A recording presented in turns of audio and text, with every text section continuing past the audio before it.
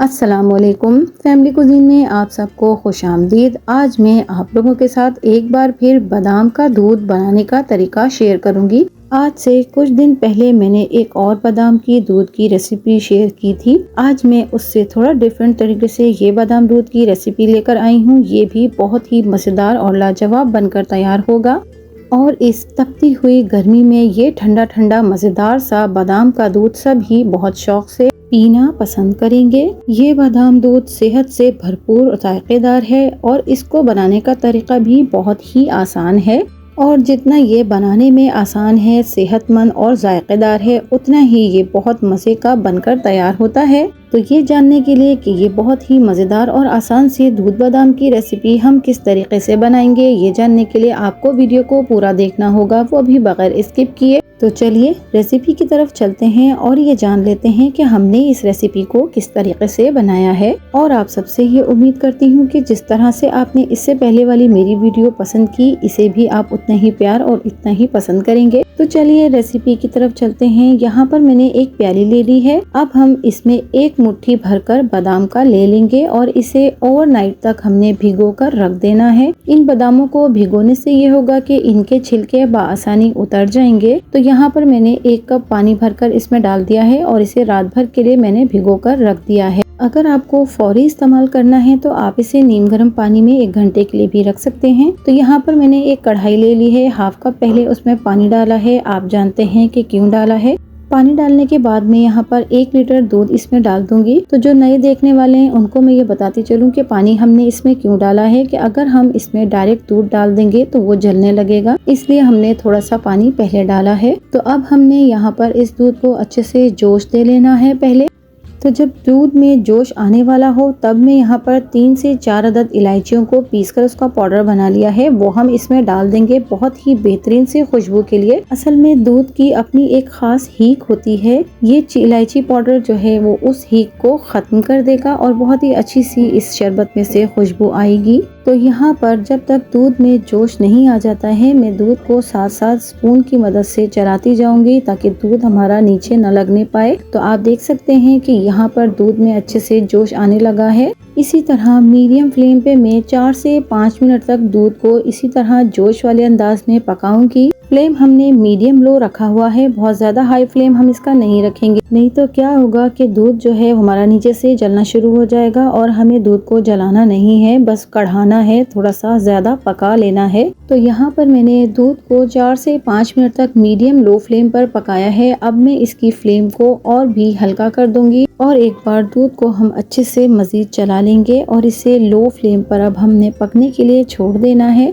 तकरीबन 10 मिनट तक हमने इसे लो फ्लेम पर पकाना है। 10 मिनट तक दूध को हमने पका लिया है। अब मैं यहाँ पर 1 कप भरकर इसमें चीनी शामिल कर दूंगी, क्योंकि ये हम बादाम दूध का शरबत बना रहे हैं तो इसमें चीनी थोड़ी सी निकलती हुई होनी चाहिए। तो जब तक चीनी यहाँ पर मेल्ट नहीं हो जाती है, हमने स्पून को मुस्तकिल चलाते रहना है, वरना क्या होगा कि चीनी नीचे बैठ जाएगी और इससे दूध जलने लगेगा। तो आप देख सकते हैं कि यहाँ पर चीनी को चलाते हुए तकरीबन 5 मिनट हो गए हैं और ये अच्छे से मेल्ट होना शुरू हो गई है। इसी तरह से जब पूरी तरीके से चीनी हमारी मेल्ट हो जाएगी तब हमने इसे हल्की आंच पर पकने देना है और जब तक हम इसका दूसरा स्टेप कंप्लीट कर लेते हैं। यहाँ पर मैंने हाफ कप ठंडा दूध ले लिया है और 2 टेबल स्पून में वनीला कस्टर्ड इसमें शामिल कर दूंगी और इसे अच्छी तरह से हमने मिक्स कर लेना है। आप चाहें तो प्लेन कॉर्नफ्लोर भी इसमें शामिल कर सकते हैं, लेकिन उससे टेस्ट जो है वो बहुत अच्छा नहीं आएगा, इसीलिए मैं यहाँ पर वनीला फ्लेवर इस्तेमाल कर रही हूँ। इससे बहुत ही शानदार इसका टेस्ट आया था। और यहाँ पर मैंने 2 टेबल स्पून तुखमलंगा भी भिगो कर रख दिया था, जो कि अच्छे से फूल गया है। तो यहाँ पर हमारे बादाम रात भर के भीगे हुए हैं। अब हमने इनका छिलका उतार लेना है, जो कि बहुत ही आसानी के साथ उतर जाएगा। आप देख सकते हैं कि कितनी आराम से ये छिलका बादाम से अलग हो गया है। इसी तरह से मैं बाकी के तमाम बादामों का भी छिलका उतार लूंगी।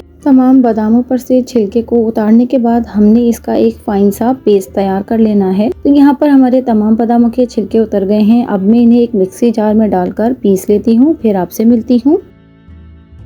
تو یہاں پر ہم نے باداموں کا پیسٹ تیار کر لیا ہے، اب وہ میں ایک پیالی میں نکال کر رکھ لوں گی۔ تو یہاں پر آپ دیکھ سکتے ہیں کہ ہمارے دودھ کا کلر بہت اچھے سے چینج ہو گیا ہے، بہت اچھے سے یہ پک چکا ہے اور جس طرح کا ہمیں یہ چاہیے تھا اس طرح کا یہ ہو گیا ہے۔ اب ہم نے کیا کرنا ہے کہ جو وینیلا کسٹرڈ ہم نے بنا کر رکھا ہوا تھا وہ ہم نے تھوڑا تھوڑا کر کے اس میں ڈالتے جانا ہے اور ساتھ ساتھ اسپون کو مستقل چلاتے رہنا ہے۔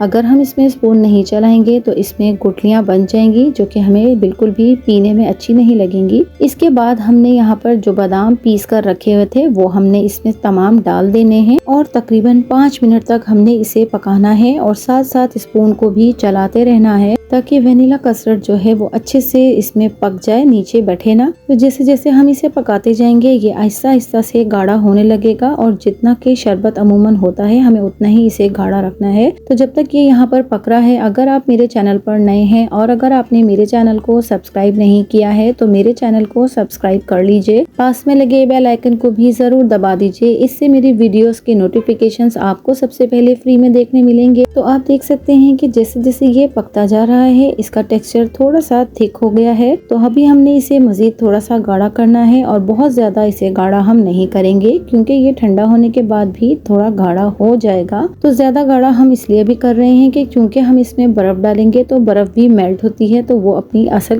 شکل میں آ جائے گا۔ تو یہاں پر آپ دیکھ سکتے ہیں کہ ہمارا دودھ اچھے سے تیار ہو گیا ہے۔ اب ہم نے اس کا فلیم آف کر دینا ہے اور اسے روم ٹیمپریچر پر ٹھنڈا کر لینا ہے۔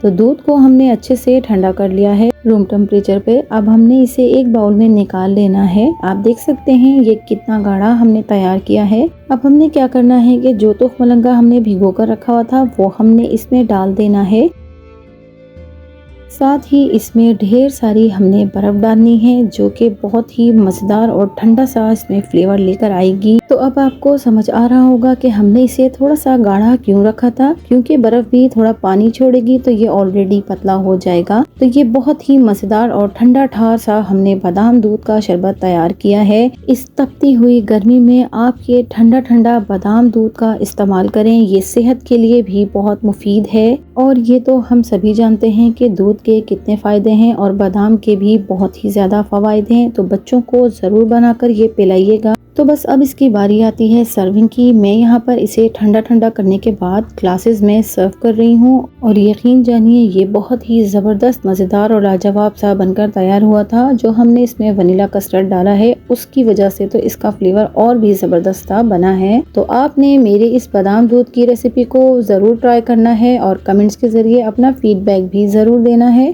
اور میری اس ریسیپی کو اپنے فیملی اور فرینڈز میں زیادہ سے زیادہ شیئر بھی کرنا ہے۔ اور میں نے اپنے چینل پر گرمی کے حساب سے استعمال کیے جانے والے بہت ہی زبردست سے ڈرنکس بھی شیئر کیے ہیں، آپ جا کر انہیں بھی دیکھ سکتے ہیں۔